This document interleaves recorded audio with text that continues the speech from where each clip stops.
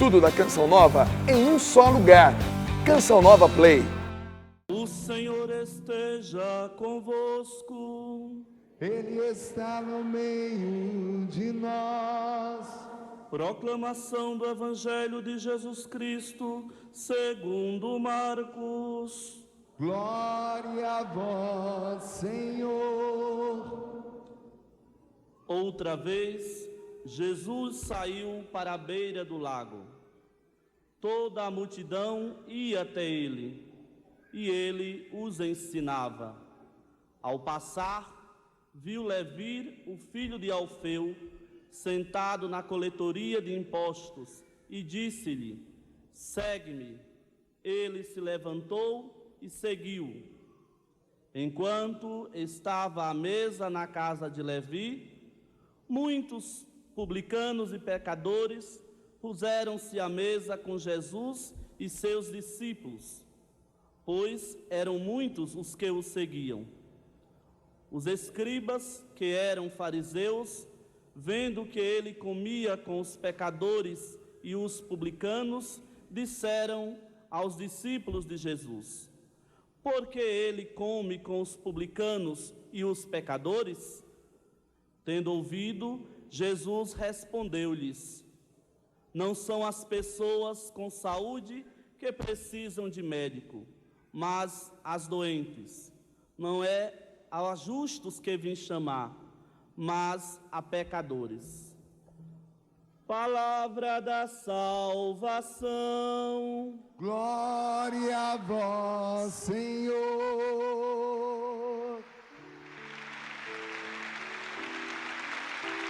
Pode aplaudir para valer.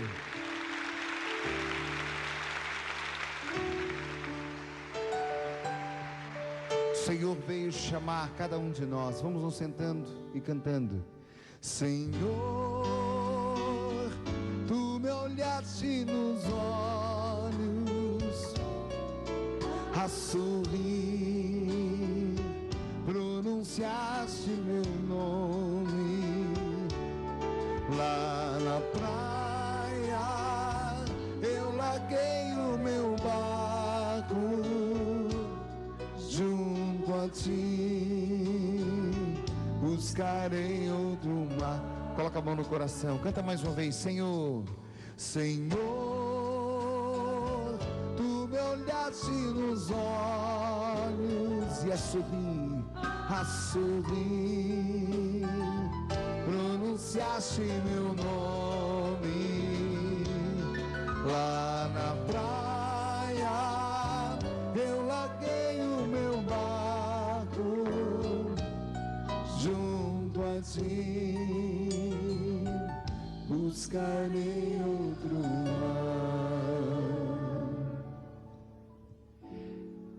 Muitas vezes na história da igreja, os cristãos foram postos como espetáculo diante do mundo. Os mártires, a santidade espalhada na vida da igreja, a fé que acabou influenciando a arte, a música. Quantos testemunhos por aí presentes daquela marca, daqueles sinais do cristianismo que ficaram na cultura, na história. Hoje nós temos também uma forma bonita de sermos postos como espetáculo diante do mundo. Deus nos dá a graça dos meios de comunicação e nós não podemos nos furtar a evangelizar através dos meios de comunicação. Também aqui eu vejo que através da Canção Nova nós somos postos como espetáculo diante do mundo. Até porque eu não sei quantas pessoas estão agora acompanhando-nos através da televisão, rádio, internet. Quanta gente está vendo vocês aqui. E até eu desejaria ser maldoso. Com certeza, pode acontecer que alguém vendo vocês pela televisão, aqui participando de um acampamento, levando os braços, cantando, rezando. Esse povo todo bonito que canta, que louva o Senhor, que vem aqui participar desses dias intensos de vida espiritual. Talvez alguma pessoa lá pela televisão tenha visto vocês e fale assim: mas aquela pessoa que eu conheço está lá. Mas qualquer um pode entrar na Canção Nova? Vocês estão começando a entender o que eu quero dizer. No Evangelho de hoje, Jesus vai à casa de Mateus, aquele Levi, cobrador de impostos, homem de má fama. Os publicanos eram gente que vinha do meio do povo judeu, no entanto, considerados traidores, porque eram funcionários do governo, cobravam impostos, e até de muitos publicanos se sabia que roubavam, que tiravam por fora para eles. Quando Jesus quis ficar na casa de Zaqueu, era também um publicano. Mais do que depressa, Zaqueu disse: Senhor, se eu roubei alguma coisa dos outros, eu vou devolver 4 vezes mais e vou dar metade dos meus bens para os pobres. Jesus talvez pudesse dizer para ele assim: mas eu não falei nada do que você roubou ou não roubou. E não precisa, porque Ele é o Verbo de Deus feito carne, essa palavra mais penetrante do que uma espada de 2 gumes, de que ouvimos falar na primeira leitura hoje da carta aos Hebreus. Ele entra, a presença dele, não precisa nem abrir a boca, porque ele é a palavra feita carne. Essa palavra que no final das contas reúne a todos vocês que estão aqui e quem nos acompanha de casa. Que povo é este? Somos os mais perfeitos do mundo? Não. Somos mais bonitos do que os outros? Não. Nós nos tornamos pessoas lindas, pessoas bonitas, pessoas dignas, sobretudo porque hoje o Senhor nos olha com o seu olhar de misericórdia, de bondade. É assim que Deus olha a cada um de nós nessa tarde. É assim que Deus nos vê, com o olhar de Pai que envolve a todos, cuja palavra entra lá dentro do coração, como essa espada de 2 gumes, e purifica, e corta aquilo que precisa cair, para ficar no que é essencial. A palavra do Senhor, ela é purificadora, ela nos transforma. E por isso, não há limites para esse grande abraço de Deus, a cujo serviço se coloca a Canção Nova. E assim, eu fico pensando em quantas pessoas, não sei por quanto podemos multiplicar esse mundo de gente que está aqui em Cachoeira Paulista. Eu queria que todas as pessoas, estando em férias ou não, estando nas suas casas, não sei como que as pessoas se encontram agora, eu desejaria que todas essas pessoas sentissem esse grande abraço de Deus, e eu desejaria que todas as pessoas sentissem que hoje, não importa o tamanho do seu pecado ou da sua virtude, não importa qual seja a sua história, mas eu desejo que hoje você escancare as portas do seu coração, da sua casa, da sua vida, e deixe que o Senhor penetre, que Ele entre em sua casa, com a sua palavra purificadora, com a sua palavra que muda, transforma a vida, e que você se deixe lavar, banhar pela misericórdia do Senhor. Deus hoje quer pedir de nós uma definição de vida. Como terá sido a história desse Levi? O que terá acontecido em sua caminhada pessoal? Por que estradas ele terá passado?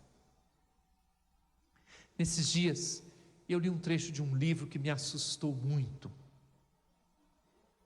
É um romance onde o personagem, ele proclama a absoluta falta de esperança, falta de rumo na vida. Isso me fez refletir muito. Isso me fez pensar. Por que caminhos você que está aqui passou? Por onde você optou pelo pecado? Por onde você optou pela maldade?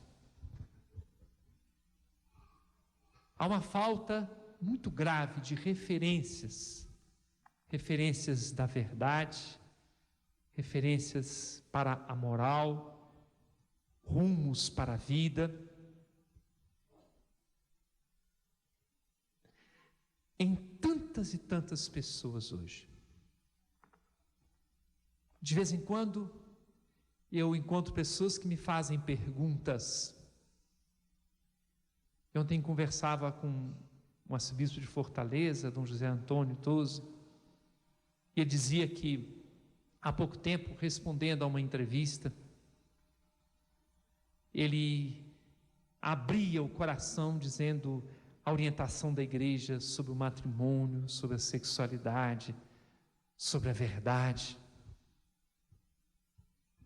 E dizia, aqui, ele usou uma expressão que ficou guardada no meu coração. Ele respondeu a alguns jornalistas que lhe faziam perguntas, dizendo assim, mas será que a igreja não tem que se atualizar nas suas orientações? E ele usou uma comparação que eu guardei para dizer-lhes hoje. Ele disse assim, quando você compra um aparelho eletrônico, você compra uma televisão, um rádio, não sei que coisa, um computador, você vai receber um manual. Se você não seguir aquilo que está ali como instrução no manual, qual vai ser o resultado? Aquele aparelho não vai funcionar bem. E ele dizia assim, vejam só, nós fomos feitos por alguém, ninguém apareceu aí como uma bolha, não. Aquele que nos fez, e nós fomos criados por alguém, por Deus, será que ele não tem direito? Ele usava essa expressão de dar um manual de uso, um guia de uso. Meus irmãos e minhas irmãs, quantas e quantas vezes o Salmo 14, depois o Salmo 52, repete o mesmo. Todos eles se corromperam. Infelizmente, esta é a história da nossa geração. Corrompe-se a família, corrompe-se o político, corrompe-se o profissional, corrompe-se a juventude. E a minha pergunta, bem corajosa, bem firme a você, é: por onde essa corrupção generalizada entrou também dentro do seu coração? Por onde você se deixou corromper pela maldade? Seja você Levi, seja você Zaqueu, seja você Alberto, Maria, não sei o seu nome. Cada pessoa pode fazer essa pergunta. Até que ponto você também não deixou que o aparelhinho da sua própria vida não funcionasse exatamente porque o manual de uso, e a maior referência que nós temos é a palavra do Senhor, nós temos como desdobramento, como consequência da palavra do Senhor, a doutrina da igreja. O Senhor assegurou que acompanharia a sua igreja. Nós temos dentro de nós mesmos a voz da consciência, a voz de Deus dentro de cada um. Meu irmão, minha irmã, quantas vezes nós não ouvimos aquela voz que clama dentro de nós e por causa disso quebramos a cabeça, nos arrebentamos, nos machucamos.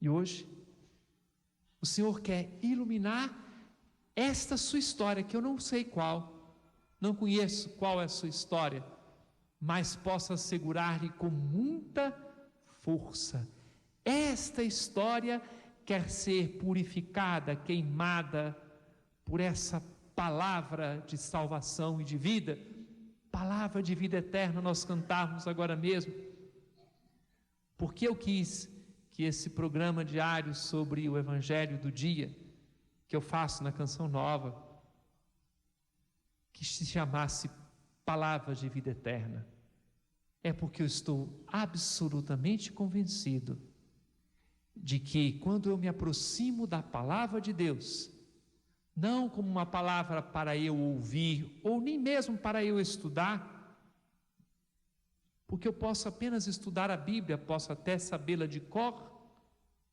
No entanto, se eu não assumir essa palavra como palavra de vida e salvação, de transformação para a minha existência pessoal, se eu não descobrir essa palavra como algo que me toca em primeira pessoa, que mexe com a minha vida, então ela fica estéril. Só que, e aqui não há exceções, fossem Mateus, publicano, tornou-se apóstolo, evangelista, ou João e Tiago, tinham até apelidos de filhos do trovão, uma hora que queriam que Jesus fizesse cair um fogo do céu contra as pessoas que não os acolhiam, fosse um Tomé cheio de dúvidas, ou quem sabe um Judas que foi traidor, ou Pedro que negou conhecer Jesus, ou Paulo que era perseguidor, ou Zaqueu que foi tocado, não sei, os nomes aqui vocês podem falar da mulher adúltera, podem falar de tantos pecadores, de tantos doentes que se aproximaram de Jesus. Nenhuma história, nenhuma, absolutamente nenhuma, ficou sem esta marca, a força da palavra. Eu até fico pensando numa história muito conhecida o jovem rico, aquele que se entristeceu porque Jesus disse que ele tinha que deixar tudo, que precisaria largar tudo, dar os seus bens aos pobres e depois segui-lo. Aquele rapaz se entristeceu, não sei o que foi feito depois dele, mas dentro do meu coração algo me diz: ninguém fica sem essa marca. É impossível esquecer. É impossível. Você participa desse acampamento aqui esses dias? Pois bem, se você abriu pelo menos uma fresta, uma brecha no seu coração, para que essa palavra que é viva e penetrante como uma espada de dois gumes entre aí dentro, você vai ficar marcado. Gosto sempre de me lembrar daquela história lá de Jacó, que lutou com Deus uma noite inteira, depois ficou manco. Se você deixar, saiba que a marca fica dentro do seu coração. Aliás, não só hoje. Eu penso que cada celebração eucarística, se você participa da missa na sua paróquia, e deve fazê-lo, se você participa da Santa Missa, se você participa de qualquer oportunidade de vida de igreja, essa marca fica. Eu não sei quantas vezes eu já celebrei a Santa Missa na minha vida, mas eu posso dizer-lhes que Deus não se repete. Se alguém perguntar para mim assim: mas não entra na rotina, há algumas coisas que eu não conheço na vida, não conheço solidão, não conheço rotina, não conheço repetição das coisas de Deus, não conheço.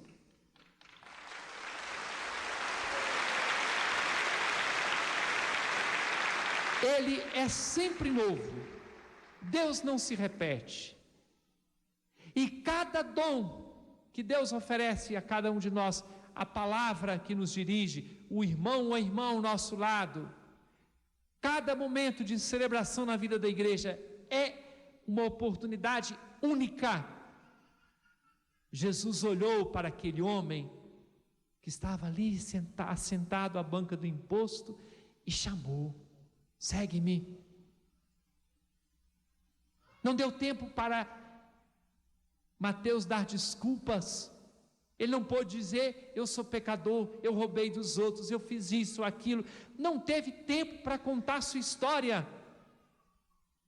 Deixe-me dizer, não importa a sua história, escute Jesus que diz: segue-me. E este ano no Brasil é o ano vocacional, foi aberto no domingo passado. Amanhã nós vamos também viver aqui um momento vocacional forte, com os ministérios de 2 seminaristas, Marcos e Júlio. E vocês vão ver como a liturgia de amanhã vai nos impulsionar nesse rumo da vocação, do seguimento pessoal de Jesus. E o ano inteirinho de 2003, a igreja vai insistir conosco que a raiz de toda vocação é o batismo. E, portanto, ninguém que se encontra aqui ou que me acompanha de casa fica excluído disso aqui.